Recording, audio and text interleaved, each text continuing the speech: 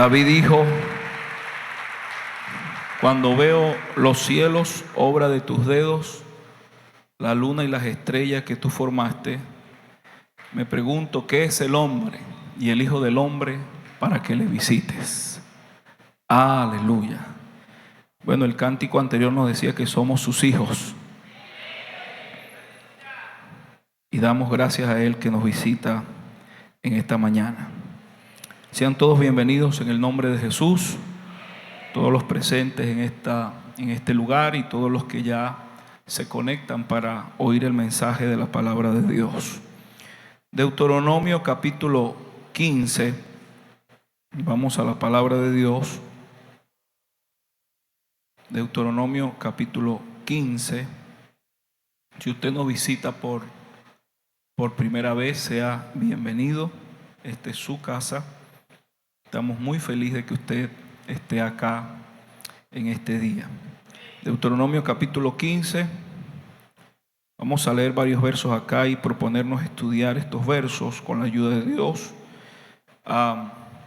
Estuvimos compartiendo esto, creo que hace 2 lunes atrás, con los líderes. He tenido el sentir de compartirlo el día de hoy. Dice Deuteronomio capítulo 15: cada 7 años harás remisión, y esta es la manera de la remisión.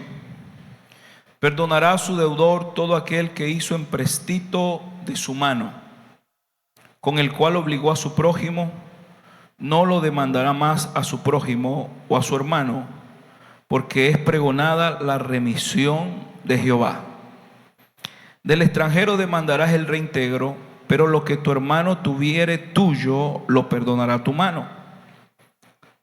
Para que así no haya en medio de ti mendigo. Había un propósito de esta ley, y ahí encontramos uno de esos propósitos. Dice: para que así no haya en medio de ti mendigo. Porque Jehová te bendecirá con abundancia en la tierra que Jehová tu Dios te da por heredad, para que la tomes en posesión. Si escuchares fielmente la voz de Jehová tu Dios, para guardar y cumplir todos estos mandamientos que yo te ordeno hoy, ya que Jehová tu Dios te habrá bendecido como te ha dicho.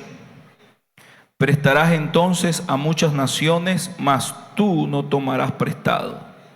Tendrás dominio sobre muchas naciones, pero sobre ti no tendrán dominio.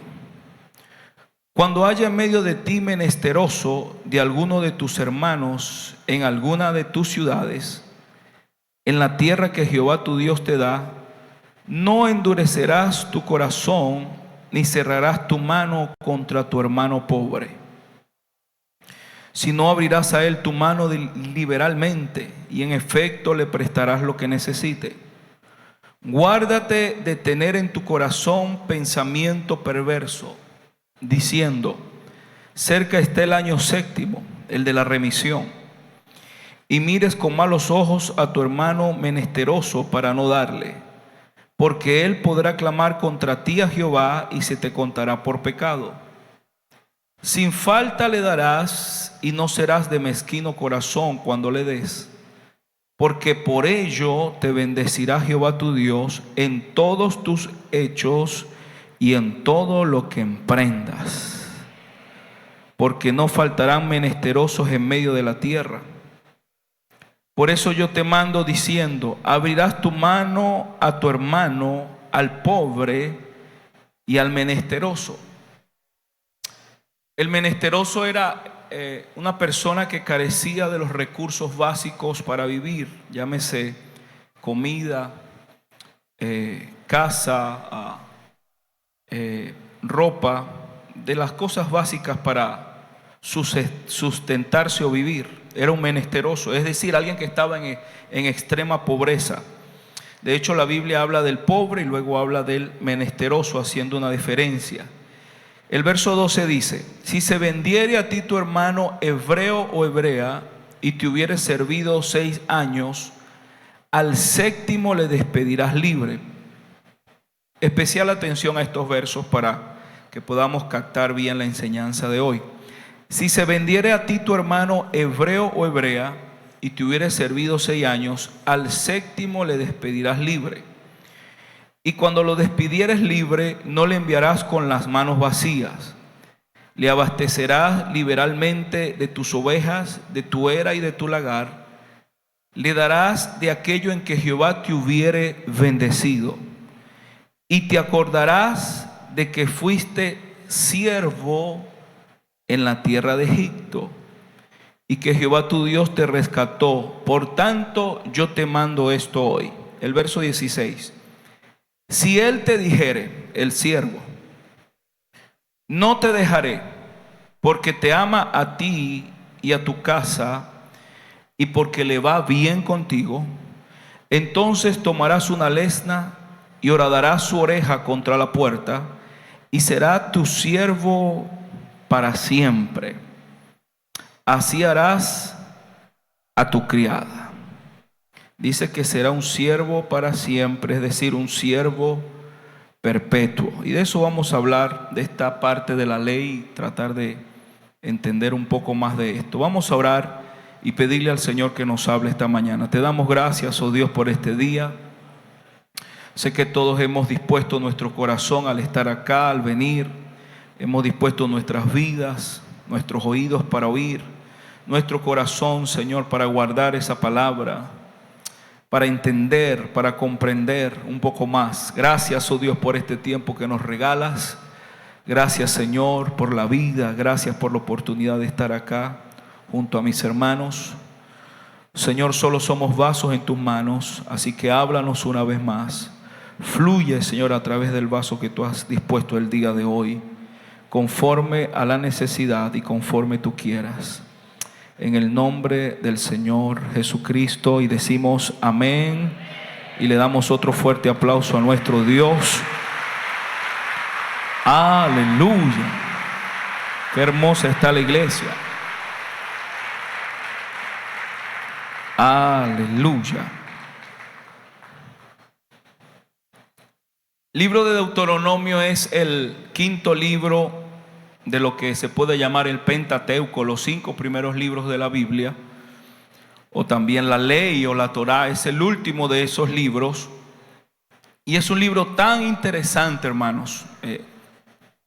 He tomado tiempo para estudiar en tiempos pasados este libro, y hay cosas tan, pero tan poderosas e interesantes en este libro.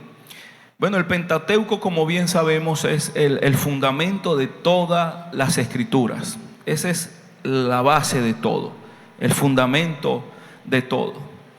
Pero el libro de Deuteronomio es el cierre, es, si se quiere, la conclusión de ese fundamento. Por tal motivo, el mismo nombre Deuteronomio nos habla de ello.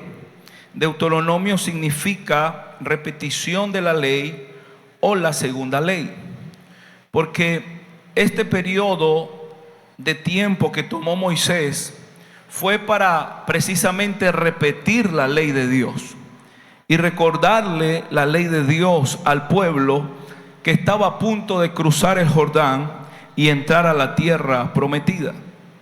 Si usted estudia los últimos capítulos de Deuteronomio, ahí va a encontrar que Moisés, en un acto simbólico, unge a Josué, pone las manos sobre él para que ahora él tome el liderazgo y pueda introducir al pueblo a la tierra prometida.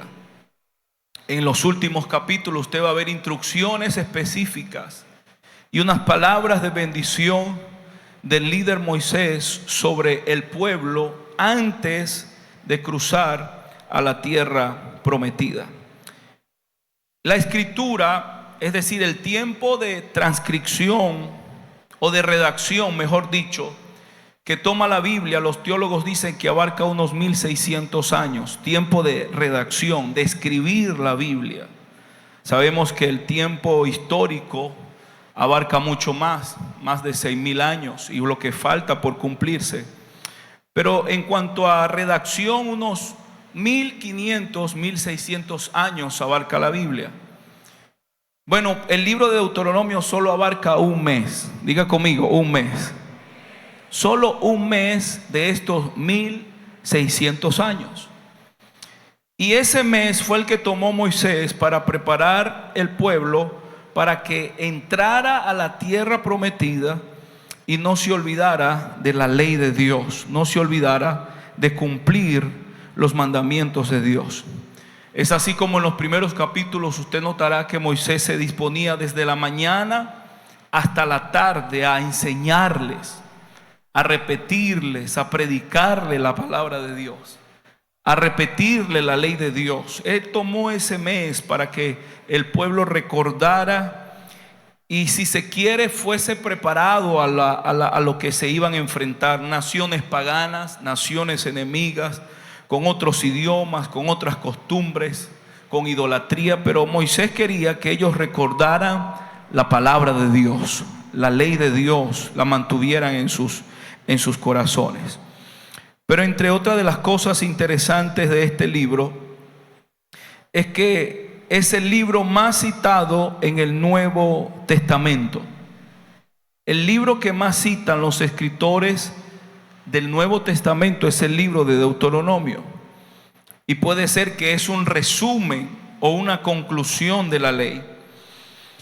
En Deuteronomio están las 4 respuestas que el Señor le dio a Satanás cuando fue tentado. Mateo capítulo 4. Usted recuerda la escena: después de aquellos 40 días de ayuno, Satanás viene a tentar al Señor y le hace una serie de propuestas. Y aquí están en Deuteronomio las 4 respuestas que el Señor, las 3 respuestas que el Señor le da a Satanás. Por ejemplo, en el capítulo 8 de Deuteronomio, vaya conmigo por favor y vamos a tratar de aprender algo de la palabra de Dios. Deuteronomio capítulo 8 dice así: para hacerte saber, leo la última parte del verso, capítulo 8 verso 3. La última parte del verso dice: para hacerte saber que no solo de pan vivirá el hombre, mas de todo lo que sale de la boca de Jehová vivirá el hombre. Esto fue parte de la respuesta que le dio el Señor a Satanás en la tentación. Si usted va al capítulo 6 de Deuteronomio verso 13, hay otras de las respuestas. En el 16, la segunda respuesta fue: no tentarás a Jehová vuestro Dios como lo tentasteis en Masá. Eso lo extrajo el maestro de Deuteronomio. De hecho, el libro que más cita el Señor en su vida, en su ministerio terrenal, es Deuteronomio. Mire la importancia de este libro. Ahí vamos al verso 13, donde está la tercera respuesta que hizo el Señor. Y dice: a Jehová tu Dios temerás y a Él solo servirás y por su nombre jurarás. ¿Cuántos creen que a Él solo hay que servirle y a Él solo hay que temerle? A Él solo hay que adorarle. Esa fue otra de las respuestas que dio nuestro Señor, que extrajo del libro de Deuteronomio. Algo muy importante de este libro es que ahí está el centro de la fe monoteísta. Aleluya. Deuteronomio 6:4. ¿Alguien sabe lo que dice? Oye Israel, Jehová nuestro Dios, Jehová uno es. Y amarás a ese único Dios con todo tu corazón, con toda tu mente, con toda tu alma y con todas tus fuerzas. En este libro está el centro de esa fe que nosotros tenemos. Creemos en un único Dios, en un solo Dios. Oye Israel, Jehová nuestro Dios, Jehová uno es. Bueno, creo que no me equivoqué de reunión. Aquí creemos en un solo Dios. Aleluya. Creemos en esa única fe. Deuteronomio 6:4. Otra cosa interesante de este libro es que se leía cada 7 años. Había que repetirlo cada 7 años. Y algunos creen que el libro que consiguió aquel sacerdote, ya le digo cómo se llama, el sacerdote Azarías, en los tiempos, el sacerdote Hilcías, en los tiempos del rey Josías, que trajo un gran avivamiento al pueblo, fue precisamente el libro de Deuteronomio. Y había que leerlo completamente cada 7 años. La instrucción específica en el capítulo 31 dice: y escribió Moisés esta ley y la dio a los sacerdotes hijos de Leví, que llevaban el arca del pacto de Jehová, y a todos los ancianos de Israel. Y les mandó Moisés diciendo: al fin de cada 7 años, en el año de la remisión, en la fiesta de los tabernáculos, cuando viniere todo Israel a presentarse delante de Jehová tu Dios en el lugar que él escogiere, leerás esta ley delante de todo Israel a oído de ellos. Cada 7 años, durante la fiesta de los tabernáculos, que coincidía cada 7 años con el año de la remisión o del perdón, que ya vamos a explicar eso, tenía que abrirse este libro y leerse completamente. Todos tenían que recordar esta palabra que Moisés profirió al pueblo antes de cruzar a la tierra prometida. Pero hay algo más, y es que después de este mandato, Moisés eleva un cántico. Y el cántico era un testigo. El cántico serviría como algo que les va a recordar que no deben olvidar la ley de Dios y que deben repetir la ley de Dios constantemente. Y algunos creen que este libro se cantaba verso tras verso para que el pueblo pudiera aprender la ley de Dios. Y algo que nos recuerda eso, hermanos, es Esdras, porque en otras ocasiones lo hemos mencionado. Pero Esdras fue un sacerdote y escriba que nació en cautiverio. Él estaba alejado de la sinagoga, él estaba alejado de la Torá, él estaba alejado de la ley. Ahí no había templo para reunirse, no había servicio sacerdotal, pero sin embargo Esdras aprendió la ley de Dios. Esdras, que nació en cautiverio, aprendió la ley de Dios.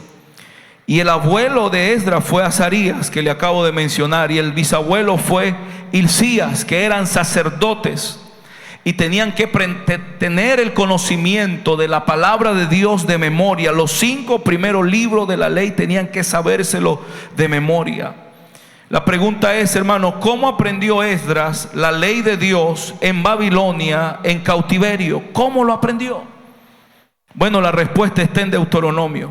Lo que ellos hacían era que cantaban la ley de Dios, y de esa manera los niños podían aprender la ley de Dios, la palabra de Dios.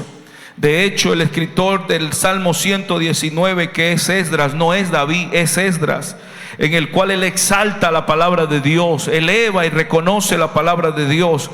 Él dice en uno de sus versos que la palabra de Dios fueron cánticos en la tierra donde fue extranjero. ¿Sabe lo que hacían sus abuelos? Le cantaban la ley de Dios, y de esa manera Esdras se iba aprendiendo cada verso. Y Esdras se convirtió en un escriba, y no solo un escriba, sino alguien que trajo avivamiento de la palabra de Dios en el tiempo donde se restauraron los muros, en el tiempo donde el pueblo pudo regresar. ¿Por qué? Porque oyeron el mandato de Moisés: canten, repitan la ley de Dios. Por eso, hermano, qué bueno sería que cada cántico que entonemos esté lleno de la palabra de Dios, esté lleno de la palabra de Dios, y que aprendamos la palabra de Dios con cada cántico. Bueno, y pudiera seguirle comentando algunas cosas muy interesantes de este libro, y leyes que cuando las leemos nos parecen extrañas, nos parecen quizás un poco raras en relación a nuestra cultura. Pero vamos a proponernos estudiar el capítulo 15 de este libro, y se trata del año sabático, o del año de la remisión, o el año del perdón. Capítulo 15, el Señor comienza a establecer esta ley con varios propósitos. Como siempre, cuando Dios pide algo es para bendecirnos. El propósito principal era para bendecir más a su pueblo, porque nuestro Dios es un Dios de bendición. Para darle más a su pueblo. El centro de la ley era: si tú ayudas al necesitado, si tú ayudas al menesteroso, Dios te va a bendecir por eso. Si no niegas la ayuda a aquel que realmente la requiere, Dios va a prosperar todo lo que tú hagas y todo lo que tú emprendas. Pero número 2, Dios tenía el propósito de que no hubiese mendigos en Israel. Es decir, crea un sistema económico para que no haya pobreza extrema en Israel. Crea un sistema económico para que quizás esos menesterosos puedan adquirir ciertos préstamos y de esa manera puedan ellos seguir en su vida, seguir adelante, puedan seguir trabajando.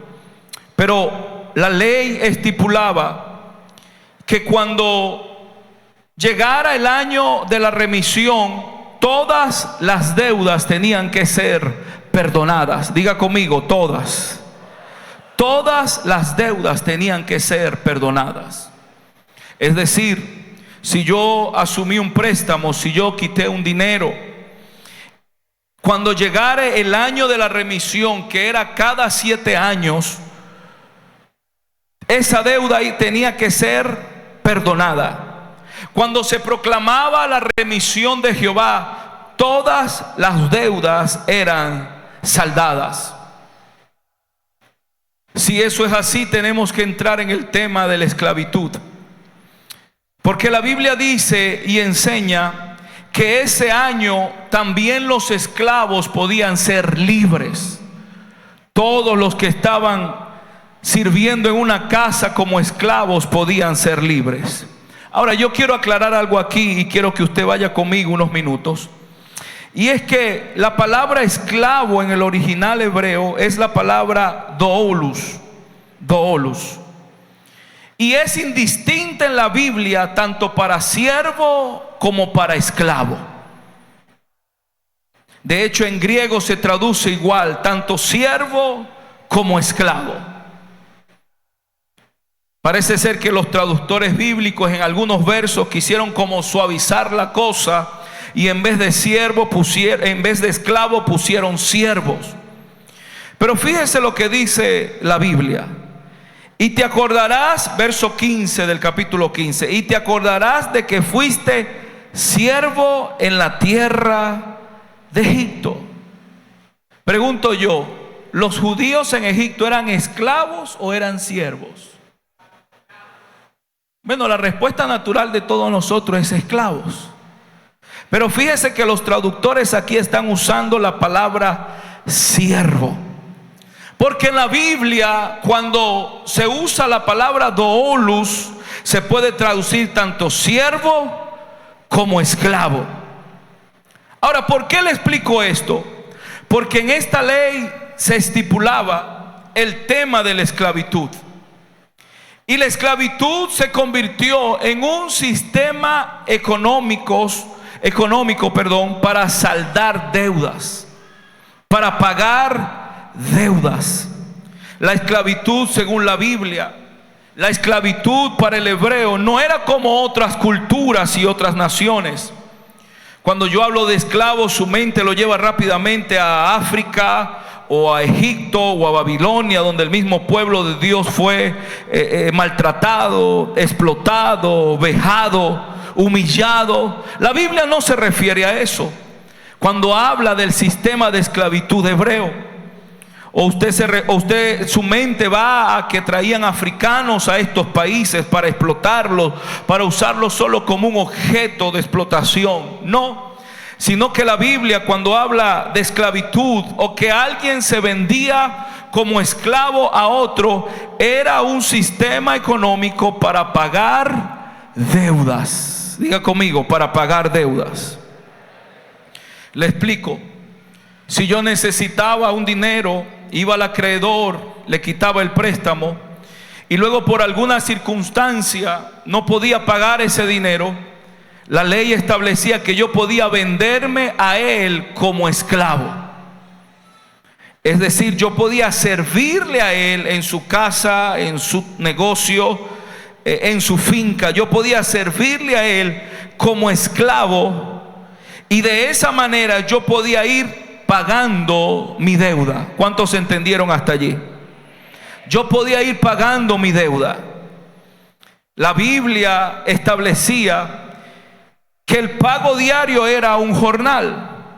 El verso 18 lo dice del capítulo 15: no te parezca duro cuando le enviares libre, pues por la mitad del costo de un jornalero le sirvió 6 años. Y Jehová tu Dios te bendecirá en todo cuanto hicieres. Por la mitad del costo de un jornalero. Este siervo iba a ganar un jornal diario. Así que la mitad del jornal era para pagar la deuda y la mitad era para el siervo o para el esclavo. Así que el sistema de esclavitud hebreo bíblico era un sistema para saldar deudas. Para que no hubiera mendigos en Israel, para que no hubiera menesteroso, es decir, gente en pobreza extrema en Israel. No era la voluntad de Dios, no es la voluntad de Dios que eso suceda entre su pueblo. Y así que Dios establece que tú te podías vender como esclavo para saldar esa deuda. Pero en el año de la remisión, todas las deudas eran perdonadas. Si yo pudiera leerles un concepto de esclavitud, es la institución que autoriza a una persona a disponer incondicionalmente de la vida y de los servicios de otra persona. Si pudiéramos llevar esto a una esfera espiritual o darle una aplicación espiritual el día de hoy, que la Biblia está llena de esos ejemplos, es el concepto de ser siervo, donde se expresa la obediencia absoluta del hombre a Dios. En un sentido espiritual, ser un siervo o ser un esclavo expresa la obediencia absoluta del hombre a Dios y la aceptación incondicional de su voluntad. Bueno, de hecho algunos no saben, pero muchos oran aquí y dicen: Señor Jesús. ¿Cuántos lo han hecho? A ver, ¿cuántos han orado de esa manera? Algunos han dicho en sus oraciones: tú eres mi Señor. Otros, cuando llegan a la iglesia, confiesan al Señor Jesús como su Señor y Salvador. Pregunto, ¿para cuántos es Él su Señor? Repito, ¿para cuántos Él es su Señor? Aleluya. Él es nuestro Señor. Ahora, si Él es nuestro Señor, entonces nosotros somos sus siervos. Dele un aplauso al Señor Jesús.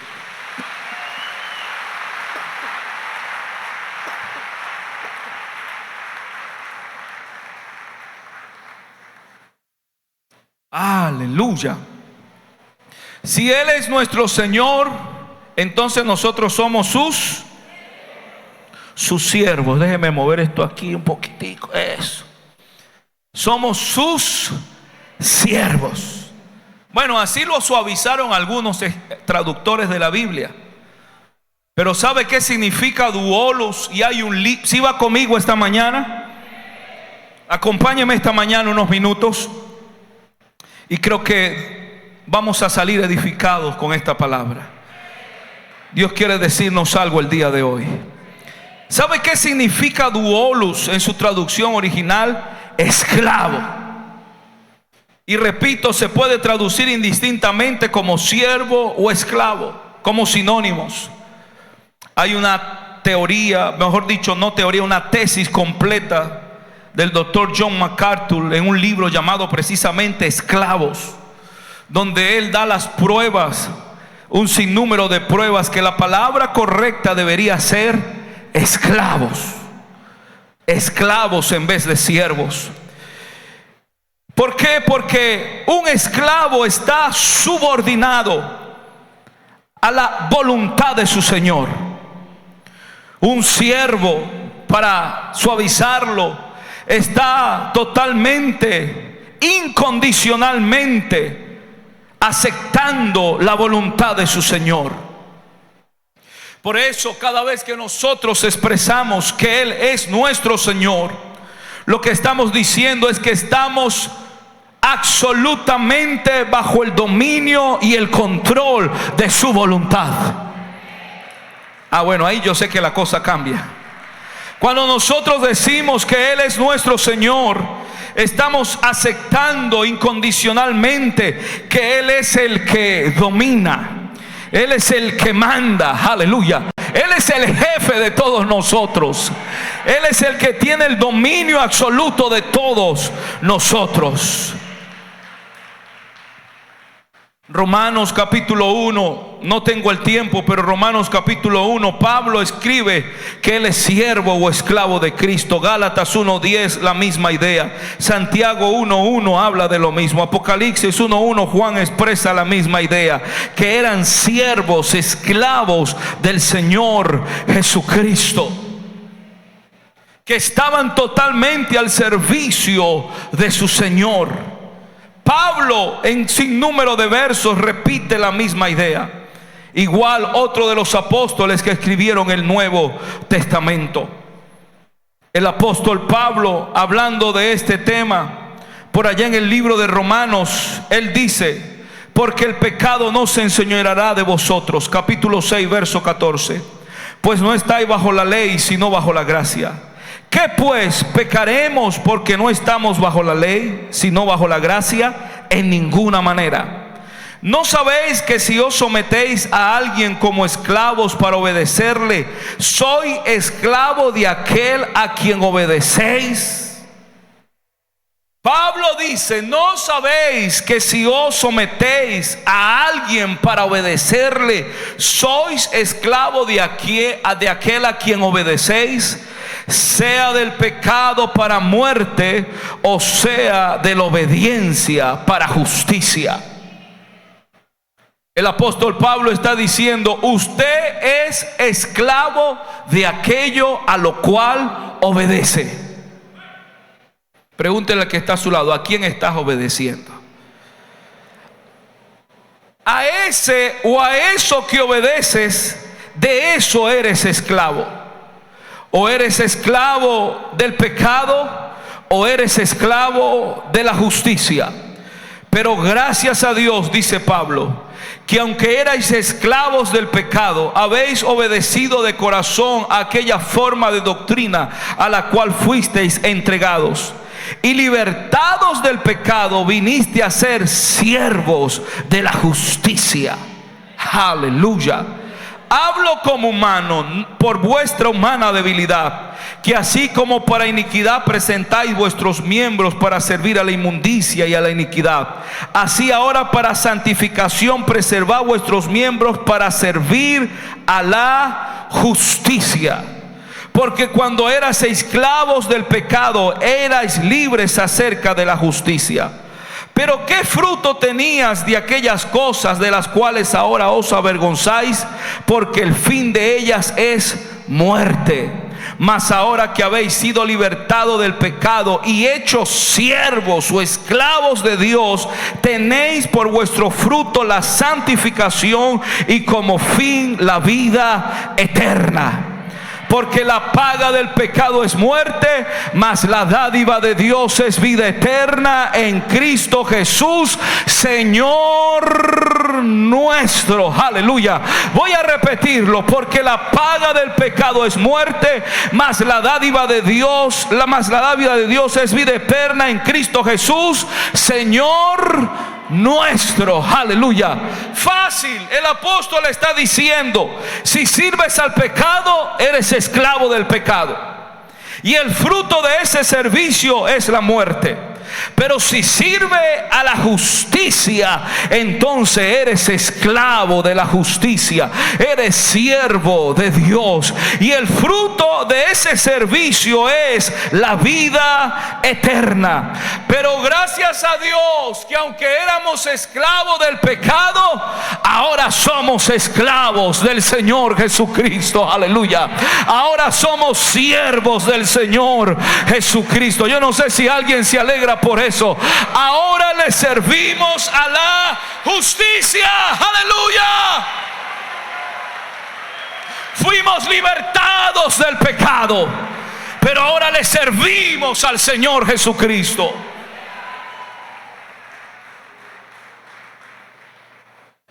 Esto es sencillo. En otras palabras, dígale al que está a su lado: cambiaste de Señor.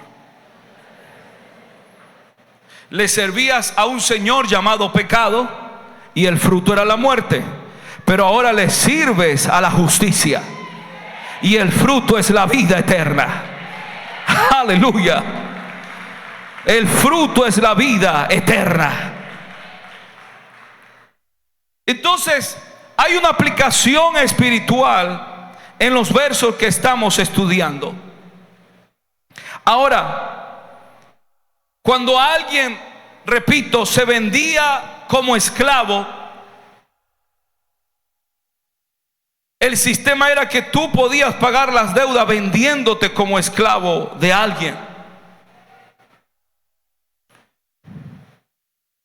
Y la realidad, hay una realidad espiritual en todo esto. Y es que todos los que llegamos aquí a la iglesia, llegamos por una necesidad. Bueno, yo llegué por una necesidad. ¿Quiere que le dé la aplicación? Llegamos con una deuda aquí. Algunos llegaron con el matrimonio destruido, con la economía destruida, emocionalmente destruidos. Llegamos aquí por una necesidad. De hecho, estos siervos se vendían como esclavos a sus señores. Era por una necesidad. No tengo cómo pagar esta deuda, así que yo me vendo como esclavo. Y la realidad es, hermanos, hay una realidad, una aplicación en todo esto, veraz, objetiva. Y es que todos los que estamos aquí, tan hermosa que se ve la iglesia el día de hoy, es que todos aquí llegamos por una necesidad. Llámelo un problema, llámelo enfermedad, llámelo una adicción, llámelo un tormento, llámelo un demonio si usted quiere, pero todos aquí llegamos por una necesidad. ¿Y sabe lo que ocurrió? Lo que pinta este cuadro, que salimos huyendo del Señor que le servíamos. Salimos huyendo de ese señor malo y malvado y corrimos a esta casa. Aleluya. Yo no sé si ese es tu testimonio, ese es mi testimonio. Corrimos a esta casa, aleluya, y dijimos: yo voy a cambiar de Señor y voy a servir a otro Señor, a ver cómo me va. Vengo con una deuda que no puedo pagar. Ahora, literalmente, otros llegaron aquí endeudados, quebrados, sin hallar qué hacer, pero llegaron y comenzaron a servirle al Señor de esta casa, porque esta casa tiene un Señor y su nombre es Jesucristo. Llegaron al Señor de esta casa y Él les abrió los brazos, Él los recibió en casa y comenzaron a trabajar para este Señor, pero llegaron por una necesidad,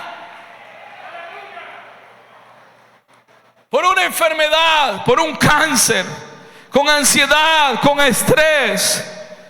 Esa es la realidad de nosotros. Pero llegamos aquí, aleluya, y comenzamos a servirle al mejor Señor que hay. Bueno, voy a repetirlo, a ver. Comenzamos a servirle al mejor Señor que hay. Comenzamos a honrar la mejor casa que hay. Aleluya. Gloria a Dios, gloria a Dios.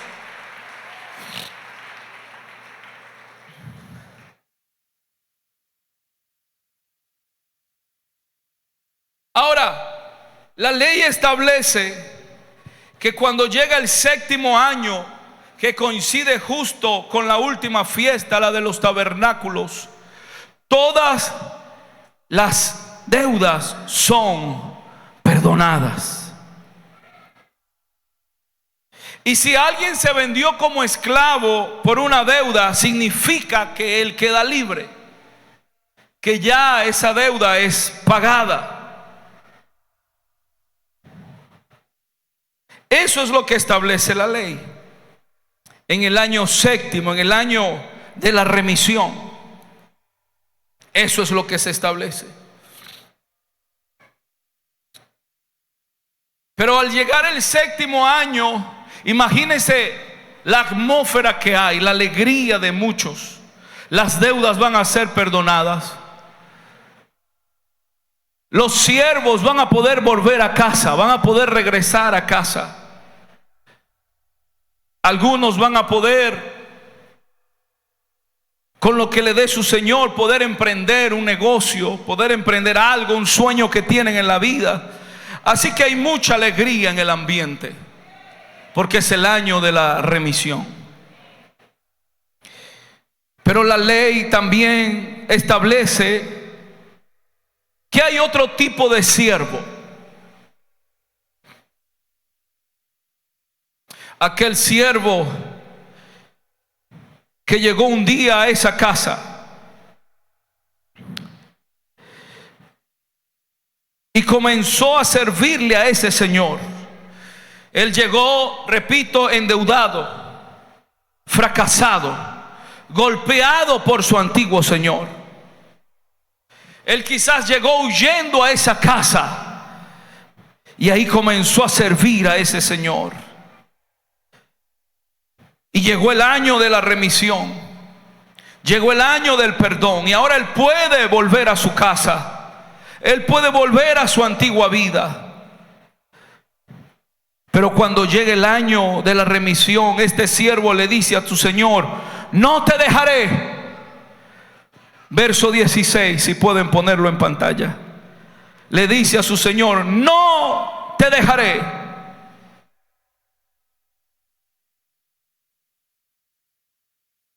Ahora yo me imagino la escena, hermanos.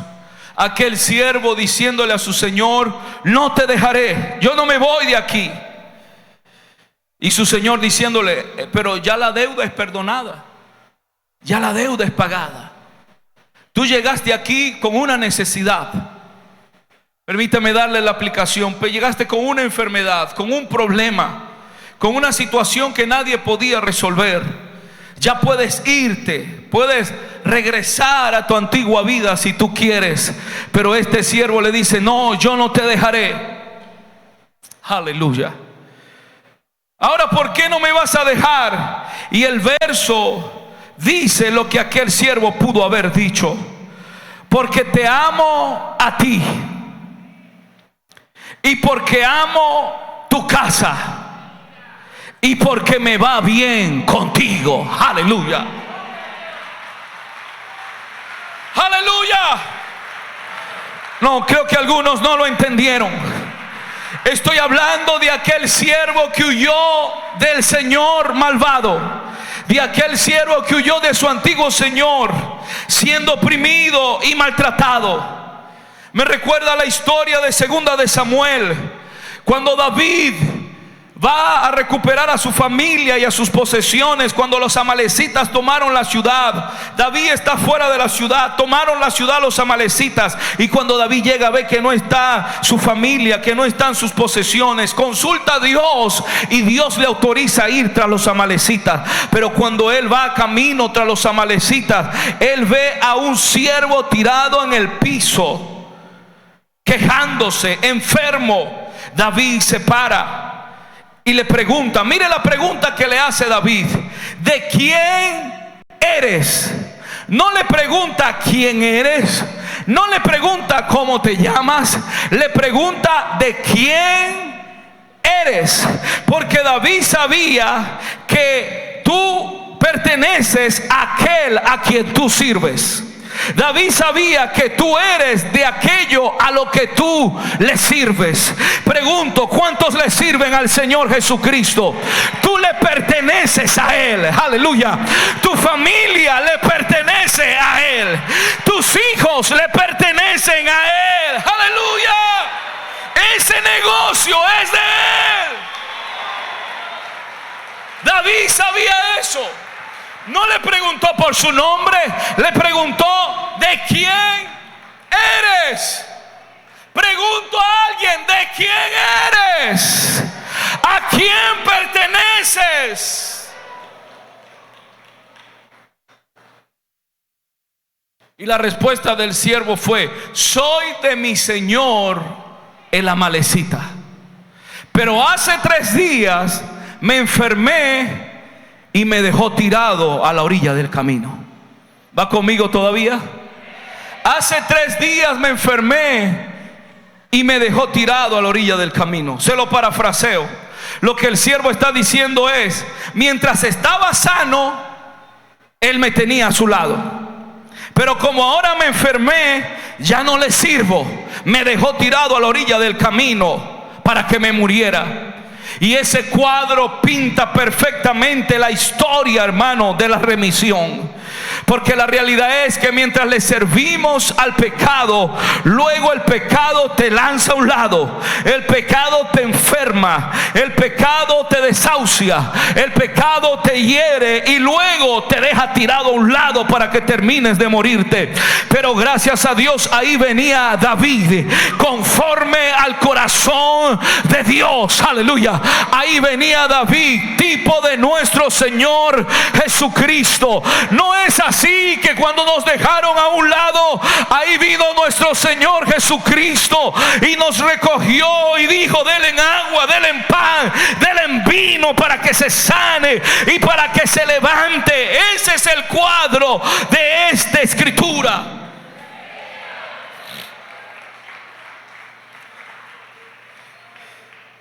Y este siervo lo que le está diciendo es a su señor: Señor, yo huí de mi amo y llegué a esta casa con una deuda, pero ahora no me voy.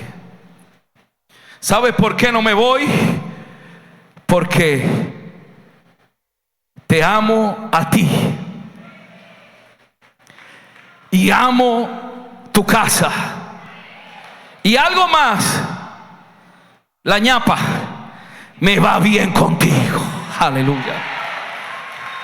No, pero puedes irte, ya la deuda es paga. Yo sé que tú llegaste aquí fue con una enfermedad y ya la enfermedad fue sanada. Tú llegaste aquí con deudas y ya has pagado las deudas. Tú llegaste aquí con dolores y ya los dolores han sido sanados. Ya puedes retirarte. Pero este siervo dice: no, yo no he servido a mejor Señor que tú. Yo no he servido en mejor casa que esta. Yo no he estado en mejor lugar que esto. Yo no me voy. Yo sé que puedo regresarme, pero yo no me regreso. Pregunto, ¿habrá alguien esta mañana que toma esa determinación? Y quiero verte en pie y decir: yo no me voy de esta casa, yo no me voy de este Señor, porque lo amo a Él. ¿Cuántos aman a este Señor? ¿Cuántos aman a este Señor? ¿Cuántos aman al Señor Jesucristo? Porque lo amo a Él.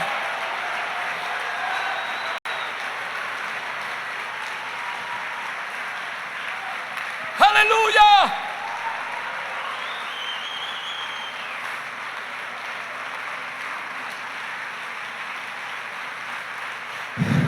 No te dejaré.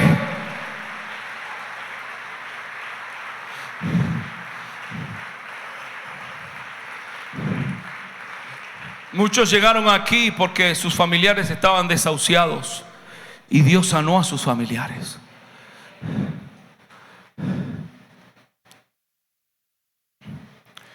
Y algunos se han ido, pero hay un grupo aquí que decimos: yo no te voy a dejar. Yo no te voy a dejar.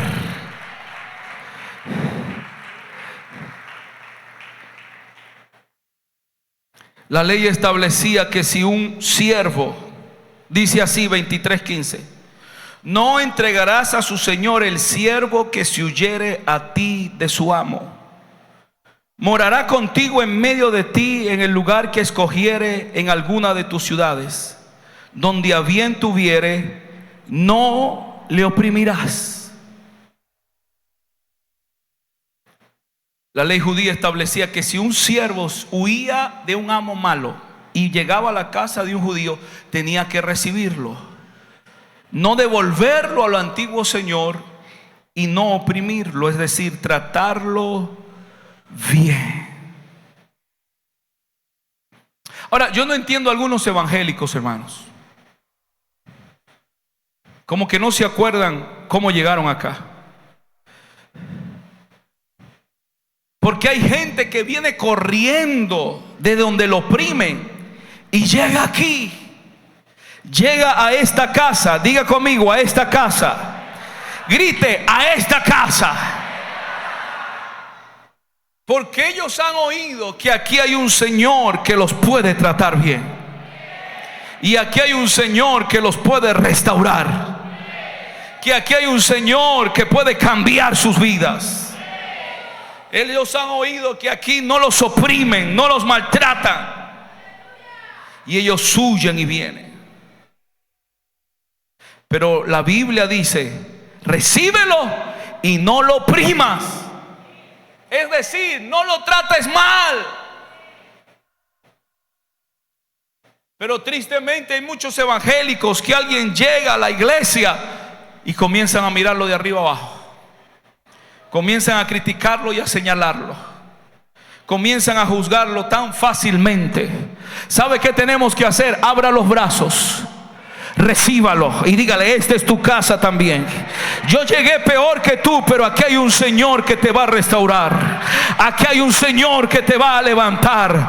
Dígale, en esta casa hay pan, en esta casa hay comida, en esta casa hay agua, en esta casa hay vino. Aquí Dios te va a restaurar. Dios, alguien me está entendiendo esta mañana. En esta casa Dios te va a levantar. Alguien que le diga, la mejor decisión que tomaste fue huir de aquel Señor y correr aquí, porque aquí me va bien a mí y te va a ir bien a ti también.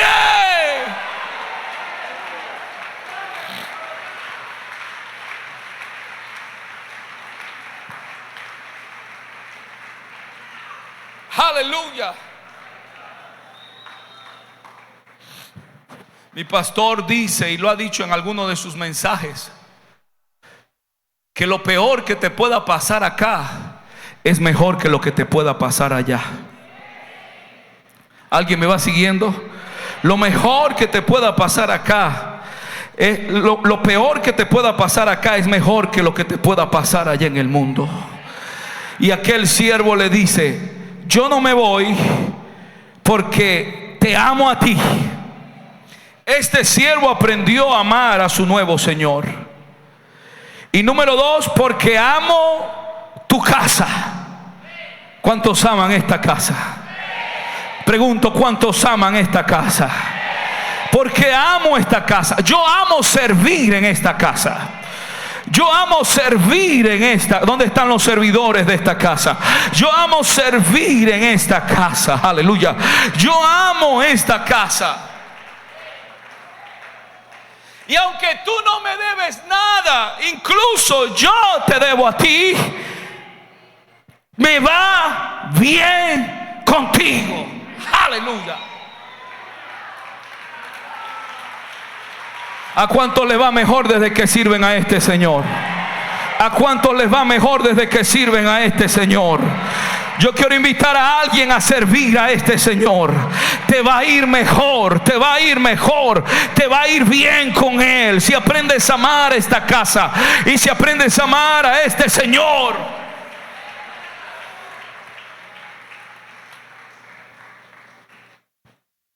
Aleluya. Cuando uno aprende algunos principios de la Biblia, póngase de pie y finalizamos esto. Cuando uno aprende algunos principios de la Biblia, la ansiedad comienza a menguar, hermanos. El estrés comienza a menguar. Aleluya.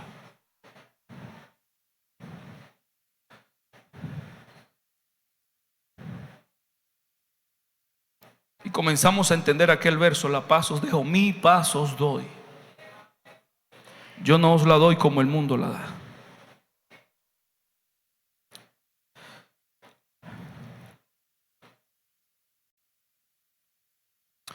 Porque si el siervo llegó solo, oiga esta parte interesante: si el siervo llegó solo y que decidía irse, se iba solo. Pero si el siervo llegó solo y su señor le daba esposa y tenía hijos en casa de su señor, oiga, los hijos no eran de él. Luego usted lo va a leer, está ahí en Éxodo capítulo 21. La esposa no era de él, porque el Señor dice: yo te di esposa, y esos hijos nacieron en esta casa. Y la Biblia dice, permítame leérselo, de todas maneras esto es una sola vez por semana, óigame.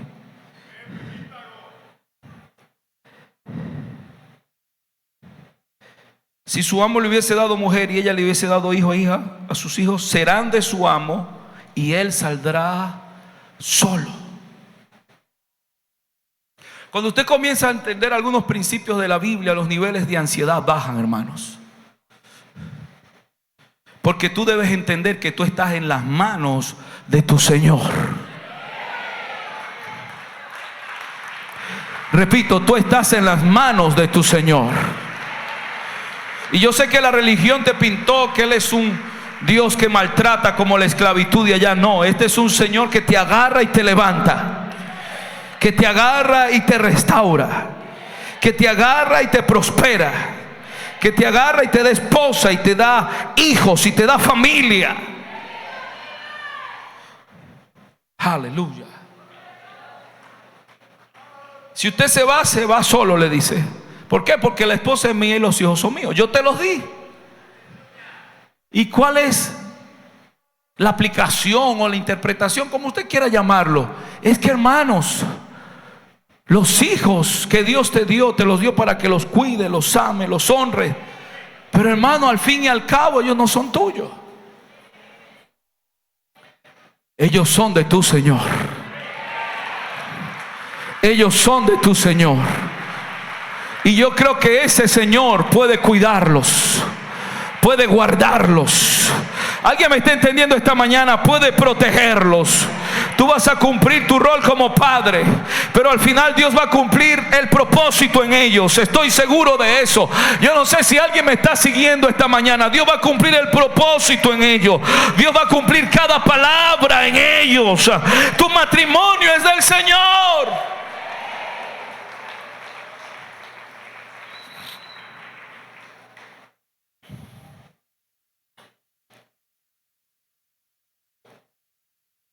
Así que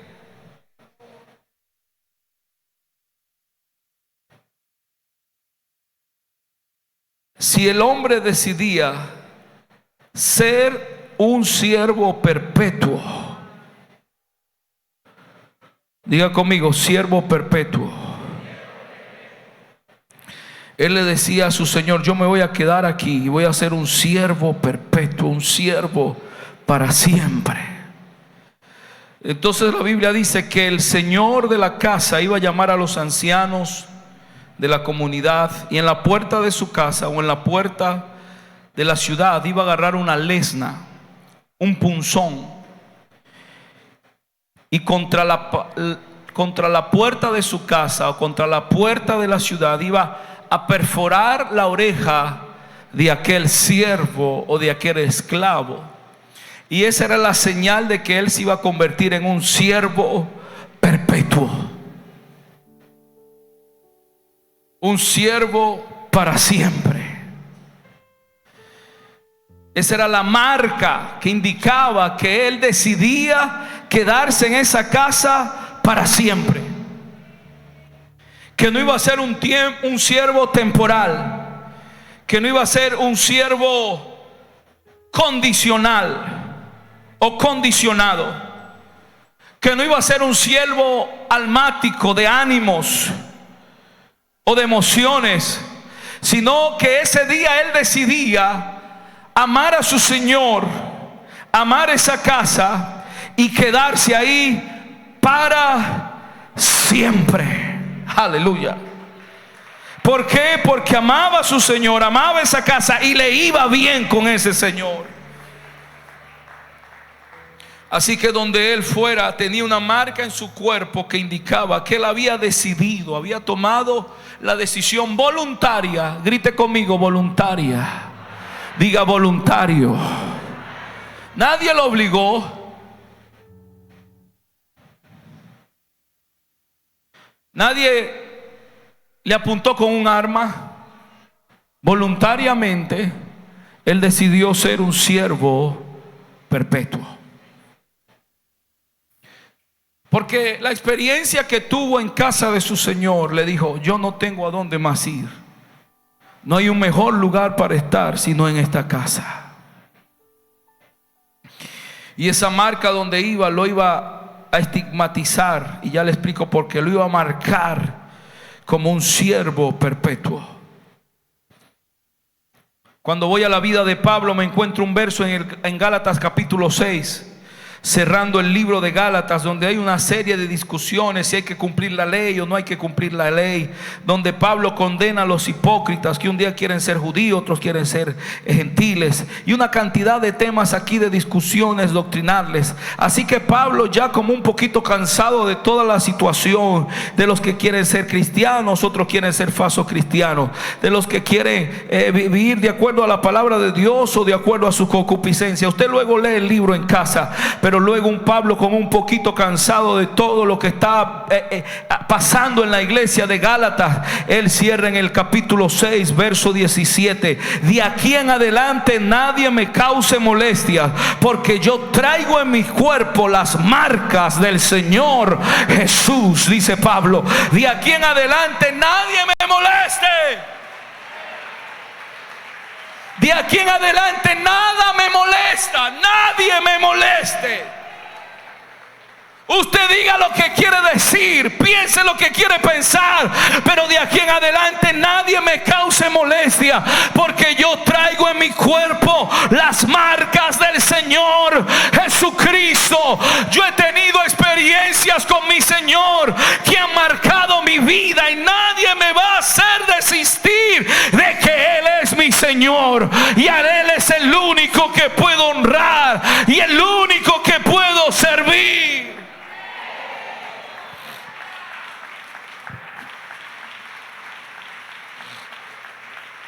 En el libro habla de Pedro y lo que hacía Pedro. ¿Sabe lo que está diciendo con este verso? Pedro, ya no me moleste, ya no me cause molestias, ya no me importa lo que ustedes digan. Yo tengo en mi cuerpo unas marcas. Yo tengo una marca en mi cuerpo. Yo asumí un compromiso, y es convertirme en un siervo perpetuo o un esclavo para siempre. Por eso fue que dijo: ni ángeles, ni potestades, ni lo alto, ni lo profundo, ni lo presente, ni lo futuro, ni hambre, ni naufragios, ni peligros, nada me podrá separar del amor de Dios que es en Cristo Jesús. Porque lo peor que me pueda suceder con Él es mejor que cualquier cosa que me pueda pasar sin Él. Yo estoy sellado y comprometido en medio de cualquier circunstancia a servirle a Él y a vivir para Él.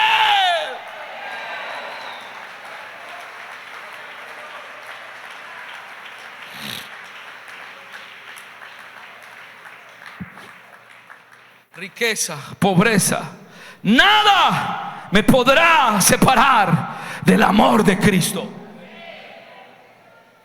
porque tengo en mis cuerpos las marcas del Señor Jesús. Qué curioso que la palabra marca es estigma en el griego.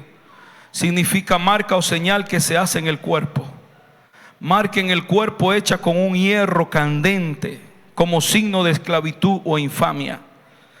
Orificio que se hacía en la oreja con el fin de marcar a un esclavo. Pablo se está refiriendo a la misma palabra de Deuteronomio capítulo 15. Yo llevo en mi cuerpo una marca el día que decidí ser un esclavo perpetuo. Y cuando tú haces eso, ya nada te molesta. Ya nada te molesta. ¿Me critica? Yo sé a quién sirvo. Yo sé dónde estoy. ¿Dices o no dices? No me molesta. ¿Por qué? Llevo en mi cuerpo una marca. Y esa marca fue el día que decidí quedarme en esta casa, amar esta casa, servir a este Señor. Y de paso me va bien con este Señor. Levante su mano. Levante su mano, pero como en señal de rendición, porque ahí está su Señor. Gracias, oh Dios, porque lo mejor que nos ha pasado es servirte, honrarte. ¿Será que puedes tomar un minuto para hablar con Dios y decirle gracias, Señor? Porque aunque pagaste la deuda, incluso no amar a mi madre, si